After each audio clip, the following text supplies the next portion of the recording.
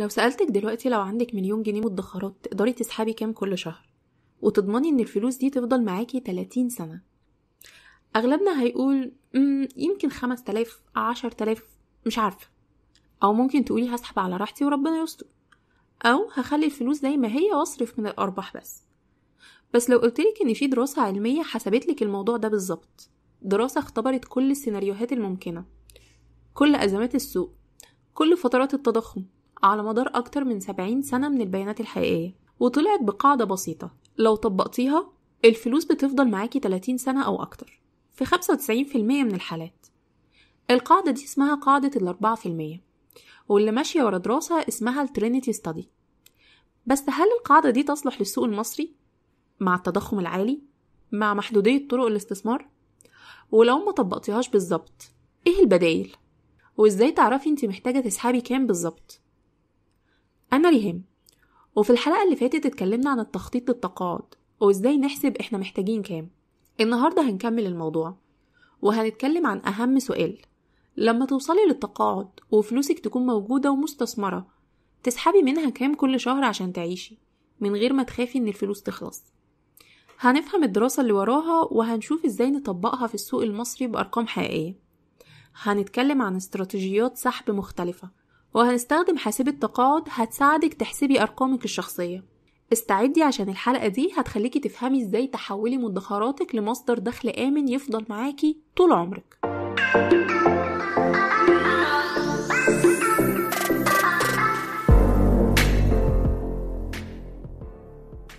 أهلا بيكي في فلوس الست، بودكاست لكل بنت وست مصرية عايزة تمسك زمام فلوسها حتى لو دخلها على قده.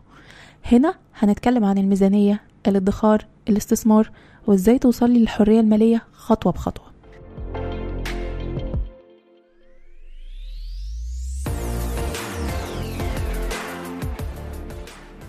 خلينا نبدأ من الأول.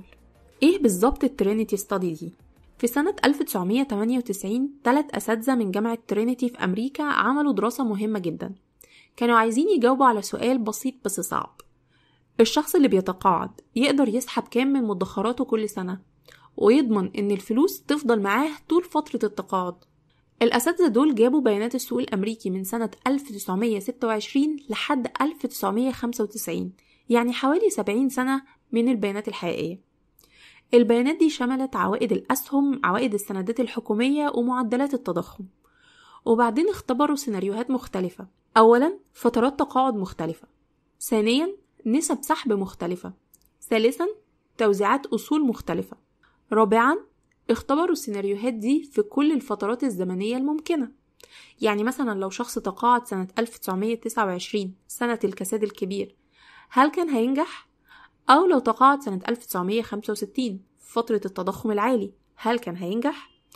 اختبروا كل الاحتمالات، كل الأزمات، وكل فترات الرخاء والشدة. النتيجة انهم لقوا ان لو حد سحب 4% من محفظته في السنة الأولى وبعدين زود المبلغ ده كل سنة بنسبة التضخم ومحفظته فيها على الأقل 50% أسهم، معدل النجاح كان حوالي 95%. يعني في 95% من السيناريوهات الفلوس كفت معاه 30 سنة أو أكتر، وده اللي سموه قاعدة 4%. تعالي نفهم القاعدة دي بمثال بسيط. لو عندك 1,000,000 جنيه مدخرات عند التقاعد، السنة الأولى هتسحبي 4%، يعني 40,000 جنيه، حوالي 3333 جنيه شهريا. السنة التانية لو التضخم كان 10% هتزودي المبلغ بنسبة التضخم، يعني 40,000 زائد 10% بيساوي 44,000 جنيه، حوالي 3666 جنيه شهريا. السنة التالتة لو التضخم كان 8% هتزودي المبلغ بنسبة التضخم، 44,000 زائد 8% يعني 47,520 جنيه، يعني حوالي 3960 جنيه شهريا، وهكذا. المهم انك مش بتحسبي 4% كل سنة من رصيد المحفظة الحالي، لا، انت بتاخدي المبلغ اللي سحبتيه السنة اللي فاتت وتزوديه بنسبة التضخم بغض النظر عن رصيد المحفظة. ليه؟ لأن لو سحبتي 4% من رصيد المحفظة كل سنة المبلغ هيطلع وينزل كتير، سنة كتير وسنة قليل، وده صعب في التخطيط. طيب لو المحفظة خسرت في سنة، حتى لو المحفظة خسرت 20% في سنة، انت بتسحبي نفس المبلغ زائد التضخم. ليه؟ لأن الدراسة أثبتت إن السوق بيتعافى والمحفظة المتنوعة يعني أسهم وسندات مثلا بتعوض الخسائر مع الوقت. طيب لو المحفظة زادت كتير، حتى لو المحفظة بقت 1.5 مليون بعد سنتين، انت بتسحبي نفس المبلغ زائد التضخم بس، مش بتزودي عشان رصيد المحفظة زاد. ده بيضمن ان الفلوس تستمر معاكي. السؤال المنطقي، الدراسة دي اتعملت على السوق الأمريكي، هل تصلح للسوق المصري؟ الإجابة الصادقة مش بنفس الدقة، بس نقدر نستفيد منها. ليه؟ أولا التضخم في مصر أعلى بكتير. في أمريكا متوسط التضخم التاريخي حوالي 3-4% سنويا. في مصر على مدار 20 سنة اللي فاتوا متوسط التضخم كان حوالي 12.6%. ده معناه إن القوة الشرائية للفلوس بتقل بسرعة أكبر. ثانيا الأرباح في السوق المصري مختلفة. بس الخبر الحلو، لما حسبنا أرباح السوق المصري مثلا مؤشر EGX 30 على مدار نفس 20 سنة، لقينا إن متوسط العائد كان حوالي 14.6، يعني أعلى من التضخم ب2%، وده معقول. اللي أكتر من كده كمان إن مؤشر EGX 100 اللي أوسع واتكلمنا عنه في الحلقة 16 عن صناديق المؤشرات، متوسط العائد منه في آخر 5 سنين كان حوالي 42%. طبعا ده مش معناه إن العائد هيفضل كده كل سنة، لا، في سنين هيزيد وفي سنين هيقل، بس المتوسط على المدى الطويل مشجع. ثالثا محدودية خيارات الاستثمار. في أمريكا في خيارات استثمار كتيرة ومتنوعة وأمنة نسبيا. في مصر الخيارات أقل وفي مخاطر إضافية زي عدم استقرار السوق وتقلبات سعر الصرف. طيب إيه الحل؟ الحل إننا ناخد فكرة القاعدة بس نعدل عليها وفقا للسوق المصري. ممكن بدل 4% نستخدم 3% أو 3.5% للأمان، وممكن نوزع الأصول بشكل مختلف، نحط جزء في شهادات الادخار، جزء في ذهب، جزء في صناديق مؤشرات، جزء في عقارات، والأهم نستخدم حاسبة تقاعد نحط فيها الأرقام المصرية الحقيقية ونشوف النتيجة. دلوقتي تعالي نتكلم عن حاسبة التقاعد. في موقع اسمه 4percentrule.com، وده موقع مجاني ومفيد جدا. الحاسبة دي بتسمح لك تدخلي أرقامك الشخصية وتشوفي السيناريوهات المختلفة وتشوفي رسم بياني بيوضح إزاي المحفظة بتاعتك هتتحرك على مدار سنين التقاعد. إزاي تستخدميها؟ أولا ادخلي على الموقع 4percentrule.com. ثانيا في قسم Retirement Calculator على الشمال هتلاقي خانات تملي فيها: 1 السن الحالي current age، حطي سنك دلوقتي مثلا 45 سنة.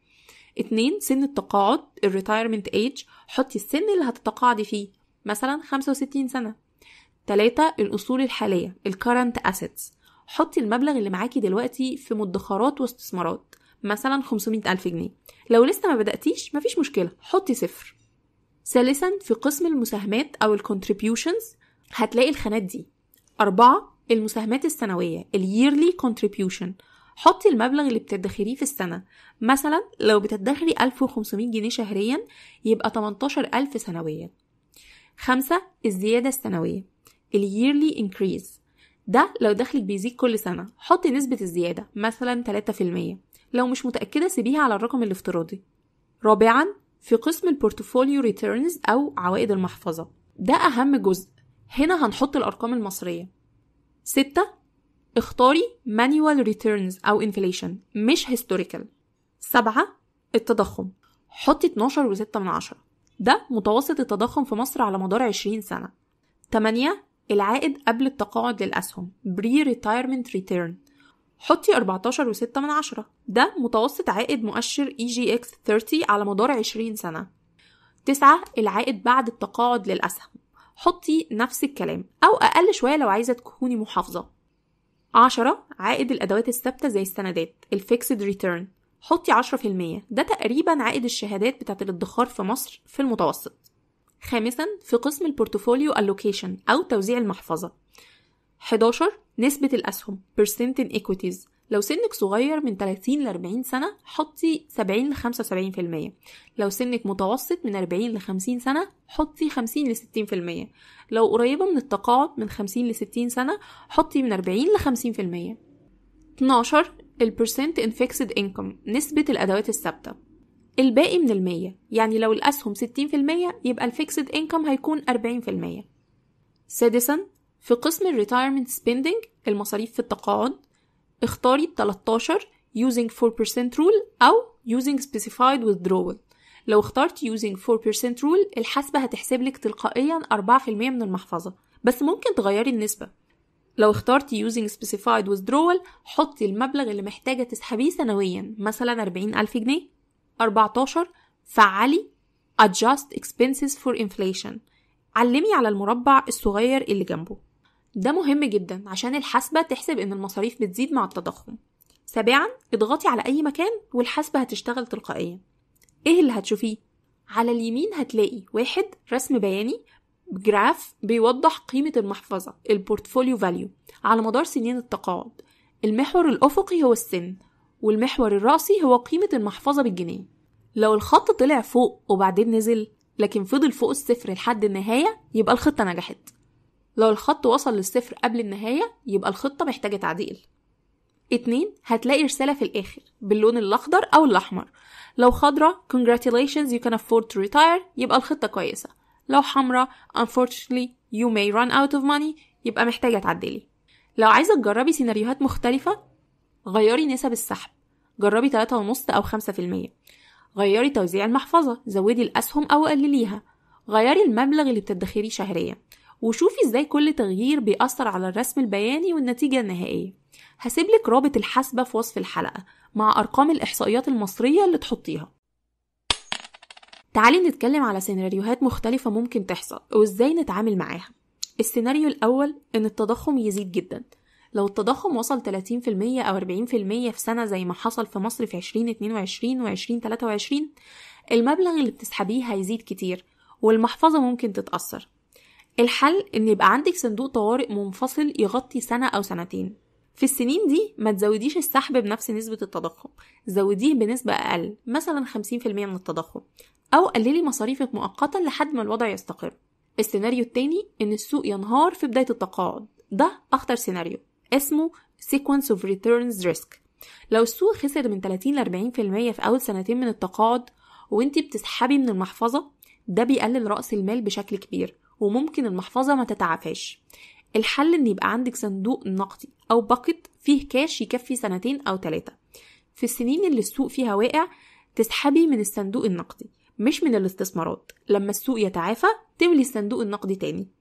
السيناريو الثالث تعيشي أطول من المتوقع. لو خططتي ل 30 سنة وعيشت 40 سنة ربنا يطول في عمرك بالصحة والعافية. الحل استخدمي نسبة سحب أقل في البداية 3% بدل 4%، أو كوني مستعدة تشتغلي بشكل جزئي لو احتاجتي دخل إضافي، أو قللي المصاريف تدريجيا مع التقدم في السن. السيناريو الرابع مصاريف رعاية صحية مفاجئة. مصاريف الرعاية الصحية بتزيد مع السن وممكن تحتاجي عملية أو علاج مكلف لا سمح الله. الحل يبقى عندك تأمين صحي كويس، ده أهم حاجة، أو صندوق طوارئ طبي منفصل، أو خصصي من 5 ل 10% من السحب السنوي للمصاريف الصحية المحتملة. السيناريو الخامس إنك عايزة تسيبي ميراث لولادك. لو هدفك مش بس إنك تعيشي لكن كمان تسيبي ورث، الحل إنك تستخدمي نسبة سحب أقل من 2.5 ل 3%، أو خصصي جزء من المحفظة على جنب ما تسحبيش منه، أو اشتري بوليصة تأمين على الحياة تضمن الميراث. قاعدة 4% مش الاستراتيجية الوحيدة، في استراتيجيات تانية خلينا نتعرف عليها. 1 استراتيجية قضبان السكة الحديد. الفكرة إنك تحطي حدود عليا ودنيا لنسبة السحب. مثلا لو نسبة السحب الأساسية 4% تحطي حد أعلى 5% وحد أدنى 3%. لو المحفظة زادت كتير ونسبة السحب بقت أقل من 3% تزودي السحب ب10%. لو المحفظة خسرت ونسبة السحب بقت أكتر من 5% تقللي السحب ب10%. المميزات إنها بتخليكي تستفيدي من السنين الحلوة وتحمي نفسك من السنين الوحشة، والعيوب إنها محتاجة مرونة في المصاريف ومتابعة دقيقة كل سنة. 2 استراتيجية الأوعية. الفكرة إنك تقسمي المحفظة ل3 أوعية. الأول نقدي يكفي 2 في حساب توفير أو شهادات قصيرة المدى.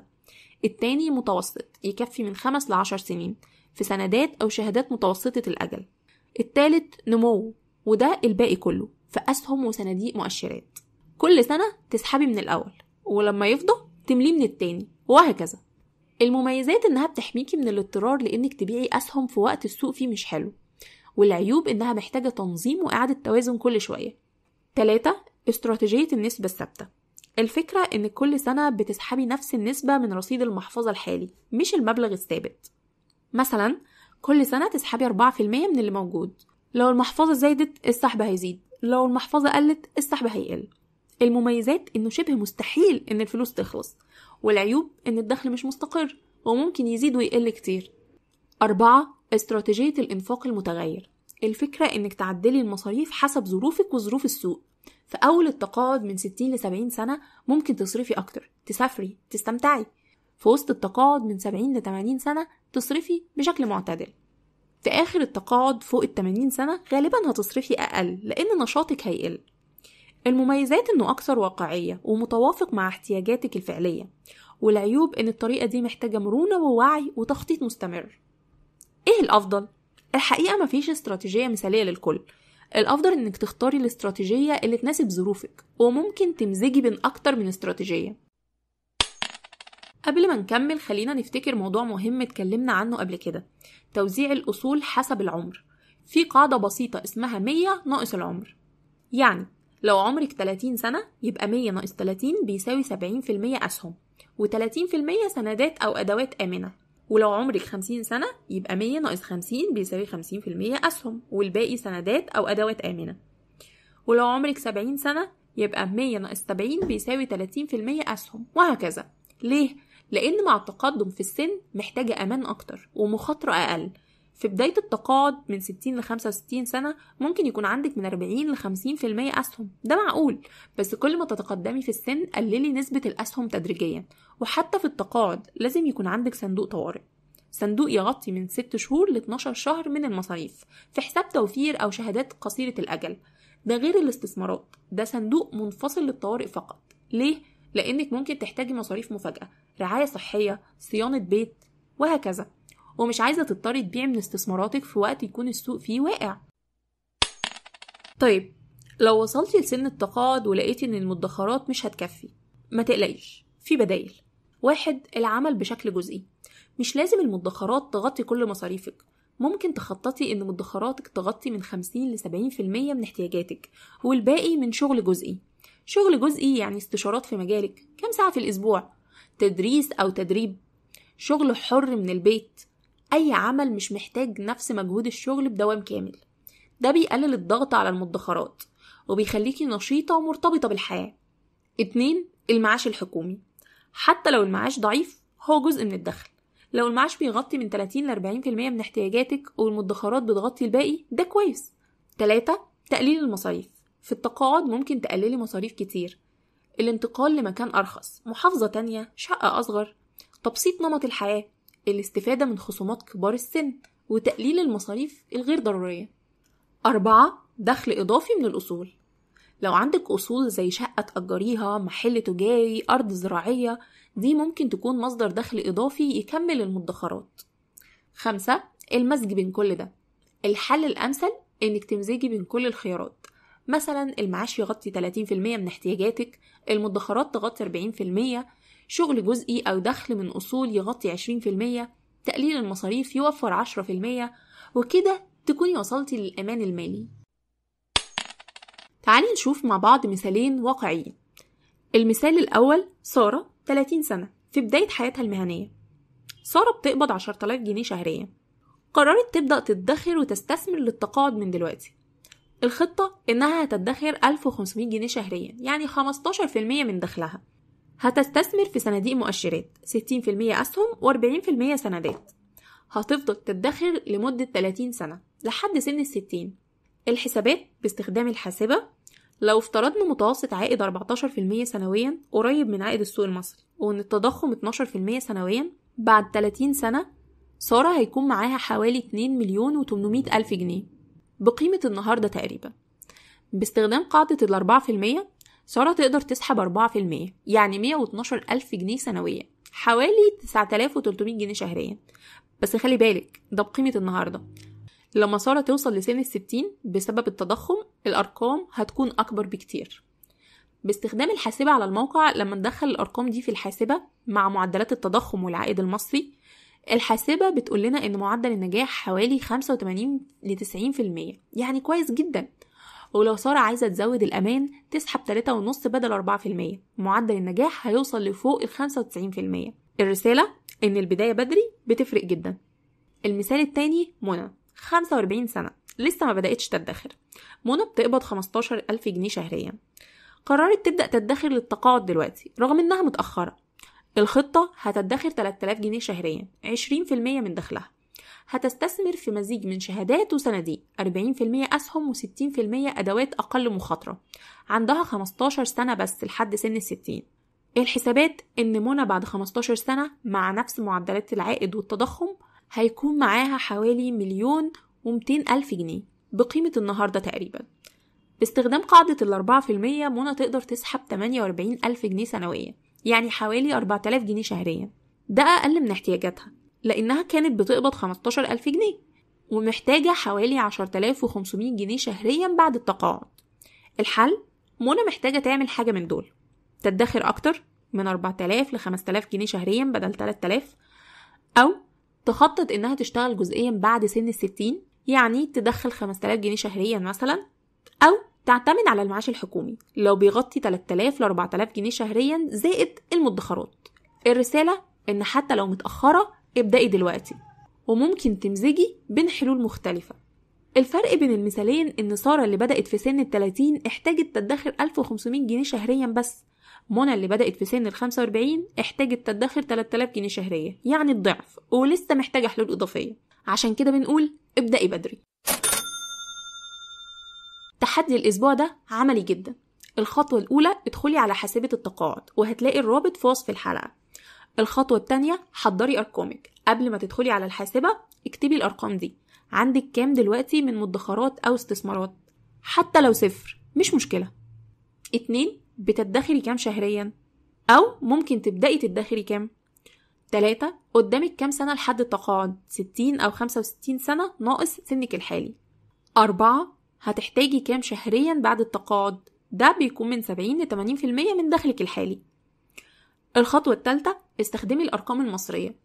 في الحاسبة حطي إن متوسط عائد الأسهم 14.6%، ومتوسط عائد السندات 10%، ومعدل التضخم 12.6%. الخطوة الرابعة، جربي سيناريوهات مختلفة. لو سحبتي 4%، إيه معدل النجاح؟ لو سحبتي 3.5% هيفرق كتير؟ لو زودتي نسبة الأسهم في المحفظة؟ لو قللتي مدة التقاعد ل25 سنة بدل 30؟ الخطوة الخامسة، اعملي خطة. بناء على النتائج محتاجة تعدلي الخطة، تدخري أكتر أو تقللي نسبة السحب، ولا أنت في طريق الوصول؟ شاركيني النتيجة، ابعتيلي على فلوسالست@gmail.com وهتلاقي الإيميل في وصف الحلقة، وقوليلي استخدمتي الحاسبة؟ إيه اللي اكتشفتيه؟ هتعدلي في خطتك؟ ملحوظة مهمة، الحاسبة دي أداة تخطيط مش كرة سحرية. الأرقام ممكن تتغير وبالمستقبل في مفاجآت، بس استخدامها بيديكي فكرة واضحة عن المسار وبيساعدك تاخدي قرارات أحسن.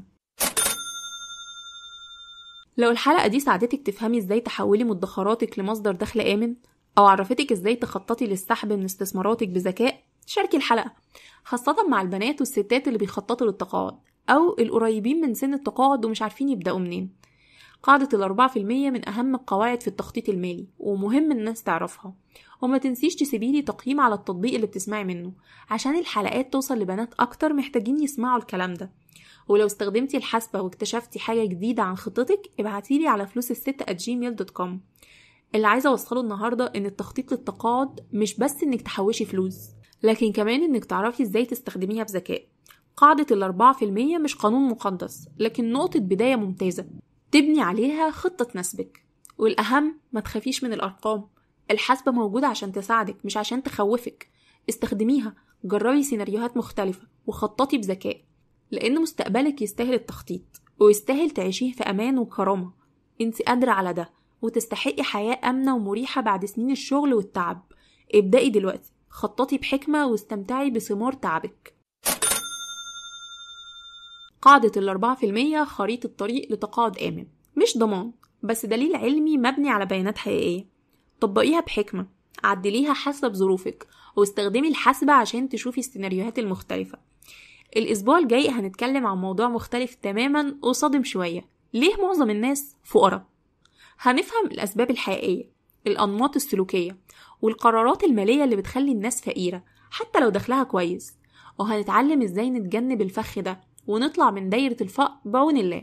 فاستنيني الأسبوع الجاي وهاتي قهوتك وتعالي نكمل كلام الستات عن الفلوس.